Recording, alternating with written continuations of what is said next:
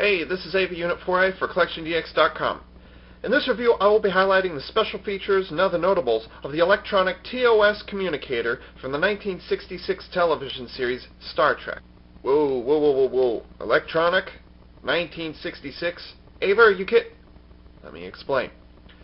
Diamond Select Toys, who manufactures this toy, based it specifically on the original props that were used in the classic television series, also known as TOS. But make no mistake, this is a toy. It is marketed for 8-year-olds and up on the box. Were this like a genuine, authentic, hardcore Trekker type prop, it'd be probably $100 or something. The antenna cover would be brass or copper. The line running around the outside and the paneling along the inside would all be made of metal, and the black plastic would be leather instead. So I have no problem that the whole thing is made of ABS plastic. By a hardcore Trekker, I might complain a bit more that we didn't get an authentic materials type replica. Guess what? I'm a hardcore Trekker and I'm not complaining. So what they came up with for materials is just fine by my standards. When it's in the box, the cover is already open, and there's this little tab on the inside here which allows for a try me mode. Speaker is right there. And that's it. That's all you get for the demo mode. Well, here's what happens when you pull the tab. Here's where things start becoming epic.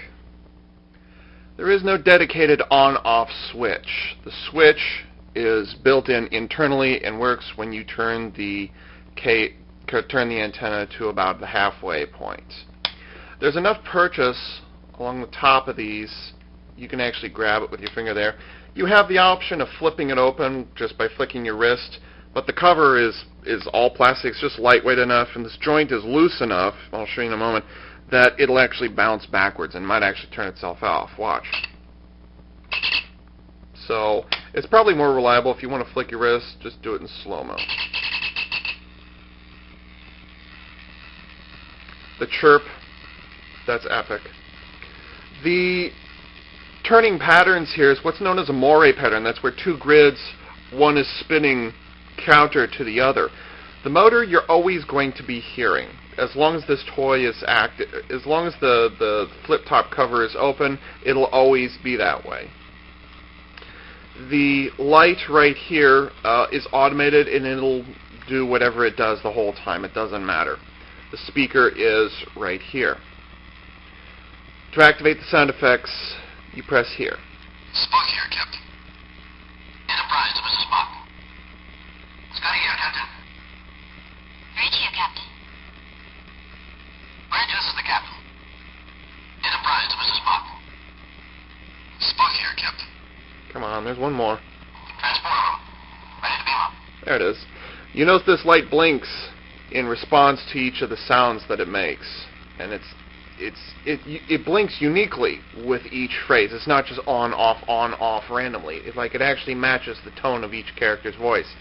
And these sound effects, again, are all taken directly from the show. So like if you watch TOS, they will actually say these phrases. These are quotes. These are not Leonard Nimoy and William Shatner and Nichelle Nichols and James Doohan saying these phrases in a studio. Like, these sounds actually come from the series. So that's just that finer level of epicness out there, you know. Now with that same button, when you press the button ordinarily just one at a time, the phrases will spit out randomly. But you can hold it down for a few seconds and you can get... Reach here, Captain. Scotty here, Captain. Enterprise to Mrs. Spock. Branches is the Captain. Transporter room. Ready to beam up. Spock here, Captain. Now, when you hold the button down, the phrases will play in that order once. If you're just pressing it once real quickly, then they'll play randomly, and there's no guarantee that they will all play before one of them repeats, as you heard earlier. But still, that's pretty awesome, too. The last feature involves the left button. This is what's known as red alert mode. That's what it says in the instructions. I don't think they ever called it that in the show, but whatever. You can turn it on. You can turn it off. For the sake of our little demonstration, we want it turned on. Check this out. This is great.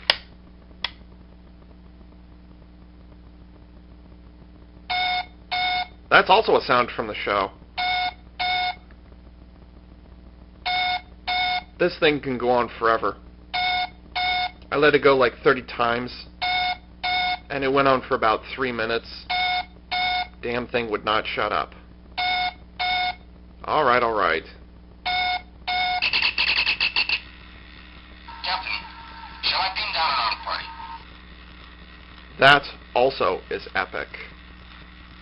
Now you can also beat it to the punch if you want. Captain, shall I beam down an armed party? In other words, you don't have to wait for it to page you. I mean, once you turn it on and close the lid, you can just pop it open, and the feature will finish itself off. And also notice that it'll only say that one phrase when you use red alert mode.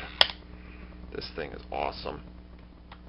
Generally speaking, in the 1960s, if you wanted to get in contact with somebody and you didn't have access to a landline, you had a walkie-talkie, or you had something that was built into your Jeep or your truck or any number of things like that. That was about as big as a portable unit got. You had to wear these things on your back.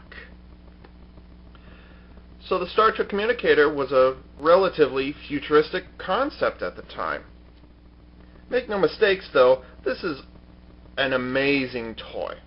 Like, it recreates not only the textures, like the texture of the black plastic actually feels like leather. Like, I'm not kidding. Yeah, it's ABS, but there's actually, tiny grooves and stuff in there. It's great. The moire pattern inside of the console there, the way the lights flicker on and off, I mean, the whole thing is astounding. Not only in recreating something that comes from that comes from an entire generation's childhood, but in providing a fun experience in the 21st century too. This thing is amazing. Like, I kid you not, ladies and gentlemen, CDXers, YouTubers, I'm almost 27 years old. This is 2009. I grew up with my dad telling me about the original television series. Now my experience with Star Trek comes from the Next Generation era, so that's the only way I know it, really. And it wasn't until I had my chance to watch the remastered episodes in 2006 that I got to get the full TOS experience, I'm embarrassed to admit. And so even though this toy comes from the designs of another era, I kid you not, ladies and gentlemen, I was grinning like a little idiot for about an hour and a half when I opened this thing up. Like, I started writing the text review minutes after I opened this thing up, and I just had that big grin on my face. I thought this was one of the greatest things, and not just because I'm a Trekker, but because it's such an awesome little toy. It does exactly what it's supposed to, and it doesn't let down in any way, shape, or form. The joint might be a little loose, and I do worry that the plastic on the cover right there might be a little too thin. Like, if you drop it, it won't break right off the bat, but I do worry about it. The other thing I might have a problem with is that it's a little tricky getting the battery compartment opened up. You have to unscrew all 4 screws on the back, and it's a little tricky getting the cover back in place. But other than that, this toy is perfect.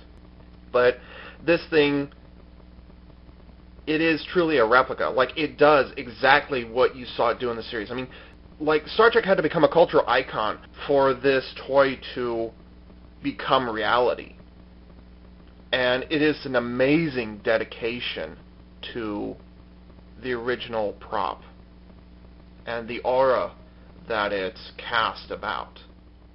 And it was that image of Sulu, Chekhov, Scotty, Spock using that communicator that directly influenced the world as we know it today. Kirk to Enterprise. I highly recommend getting the TOS communicator. You're going to have a blast. I know I did. This is AV Unit 4A for CollectionDX.com, signing off.